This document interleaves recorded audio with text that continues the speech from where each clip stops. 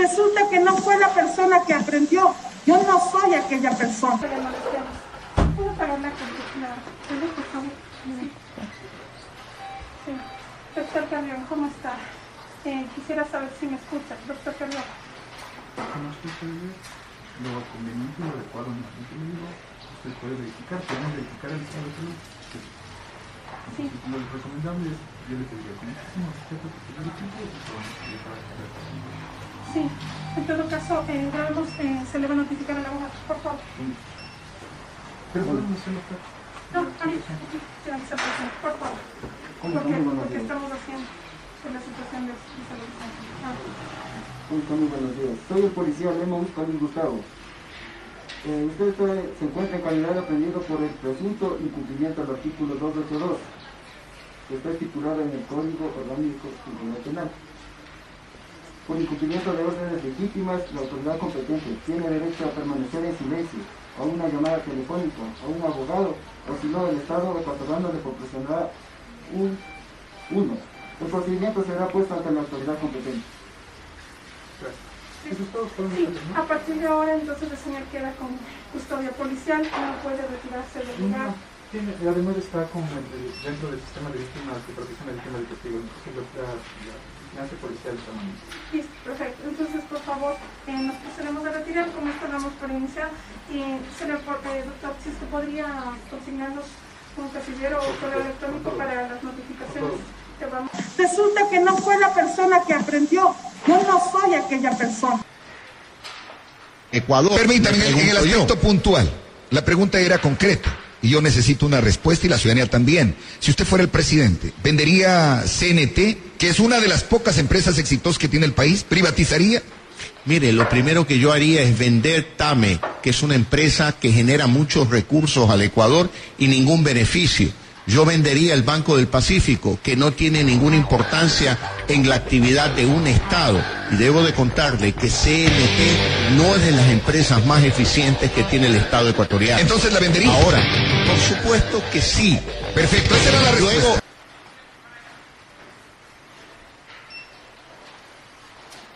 pero señor Lazo, mi pregunta, si tuviera en una mano el beneficio del Ecuador y en otra el beneficio de su banco, ¿qué decisión adoptaría?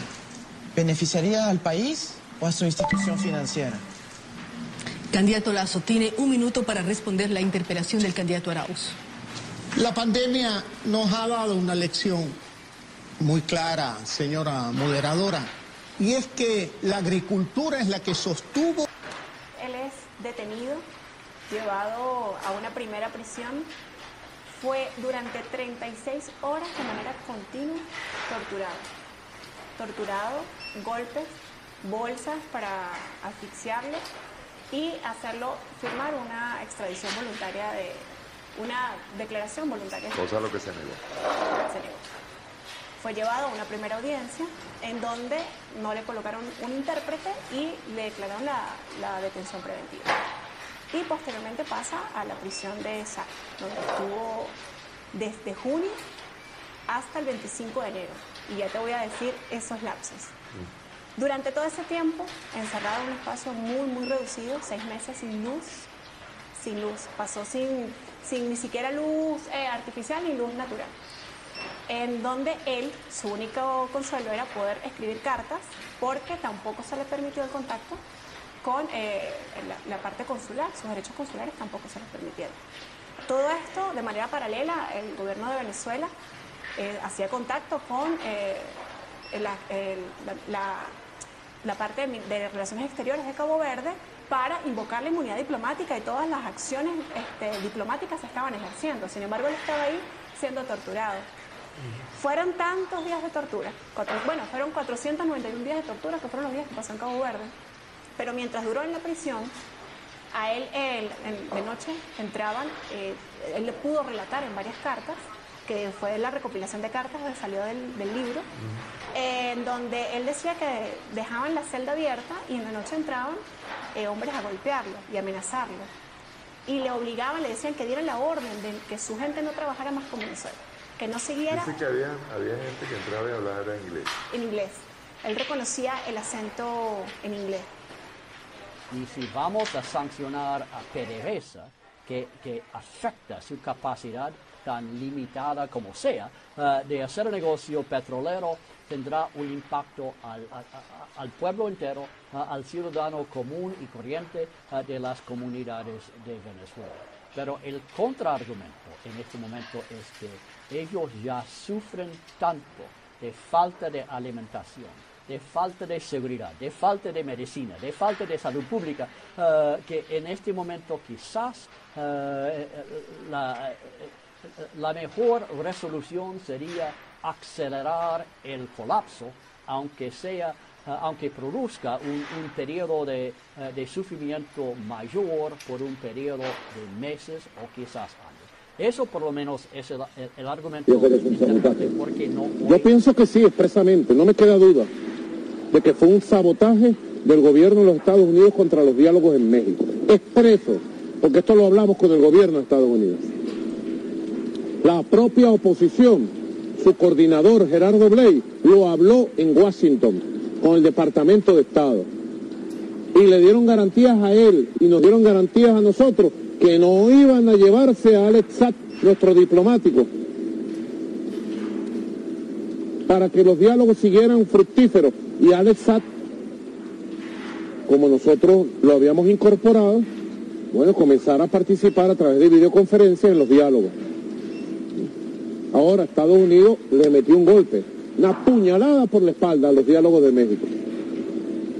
¿Por qué lo hizo? ¿Por qué? ¿Por qué lo hicieron? De verdad, hay que preguntarse.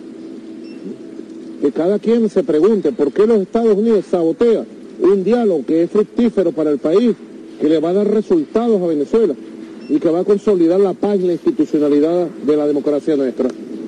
Secuestraron a Alex Saab, se lo llevaron sin aviso y sin protesto, y ahora Alex Saab está secuestrado en una cárcel de la Florida, lo tienen secuestrado allá y acusándolo de 1000 elementos falsos, y él está allá y sigue siendo Alex Saab representante ante la mesa de diálogo de México.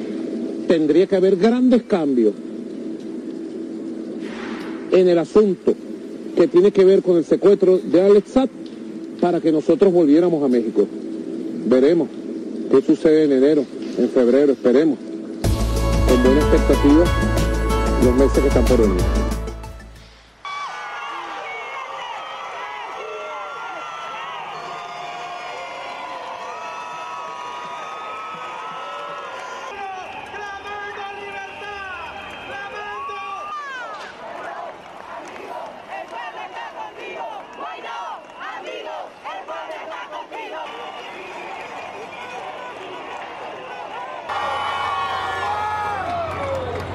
Asumir formalmente las competencias del Ejecutivo Nacional como el presidente encargado de Venezuela.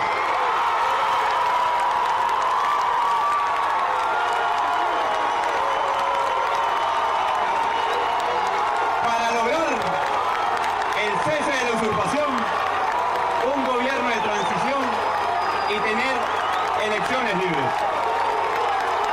Si así lo hiciere, que Dios y la patria lo premien, sino que os condenen.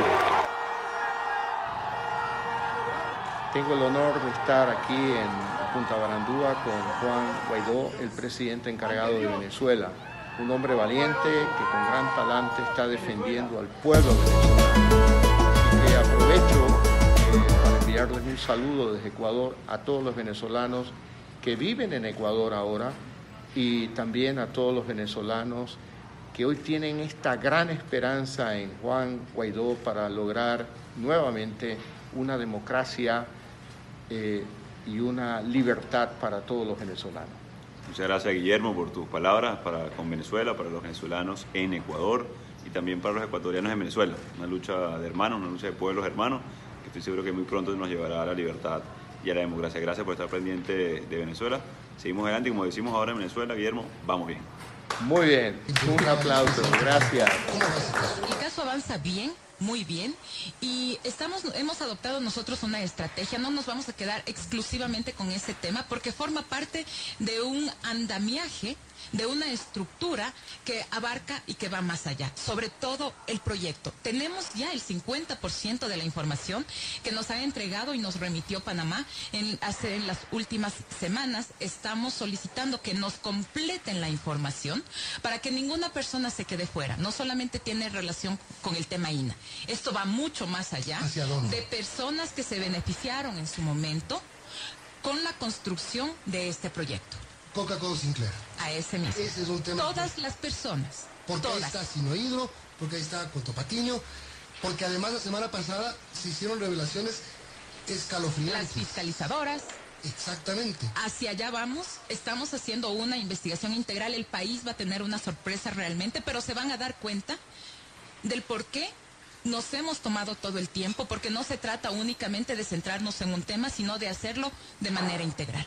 Claro, es que ahora van a decir que ya se fue Moreno, ahora sí el caso se acelera. Pero todavía no me llega toda la información. Estamos requiriendo a Panamá que nos remita el 50% de información que aún falta, porque los movimientos de las cuentas no están completos y queremos nosotros llegar a los verdaderos beneficiarios de esos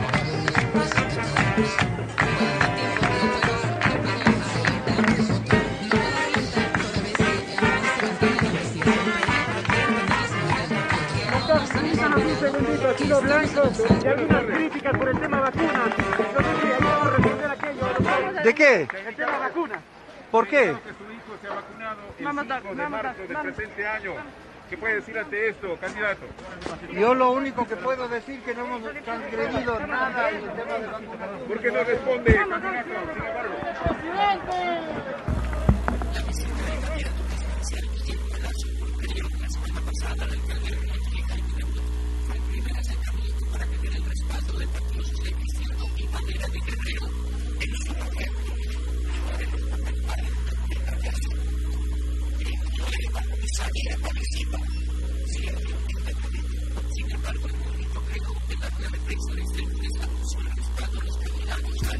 En el último día de campaña electoral, el ex vicepresidente del Ecuador, Otto Sonnenhösner, se pronunció e incitó a los ecuatorianos a no votar nulo o en blanco. Además, el exfuncionario hizo una reflexión de quién debe ser la alternativa para los comicios de este domingo 11 de abril del 2021. Admitió que los ecuatorianos se sienten defraudados por los políticos, pero que esto no debe pesar para elegir al próximo mandatario. Puntualizó que el nulo no es un candidato y no está en la papeleta. Sé que te sientes defraudado por los políticos, pero no podemos permitir que la decepción se convierta en resignación. Hoy no hay espacio para la indiferencia, pues no da lo mismo quién sea el próximo presidente de nuestro país. Comprendo que no sepas por quién votar. Probablemente ninguno de los candidatos es de tu agrado, pero esta es una elección sencilla. Solo hay dos opciones, y una ya la conocemos. Representa la certeza de volver al autoritarismo, la corrupción, el despilfarro y la irresponsabilidad. La otra nos brinda la probabilidad de recorrer un camino diferente, no seguir la vía que ha destruido otros países y ya le ha hecho suficiente daño al nuestro.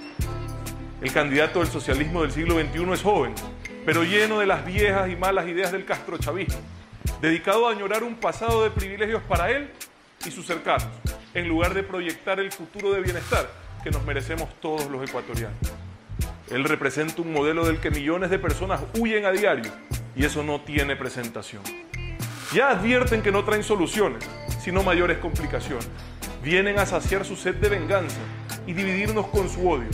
Advierten que vienen una vez más a vaciar las reservas que resguardan la dolarización.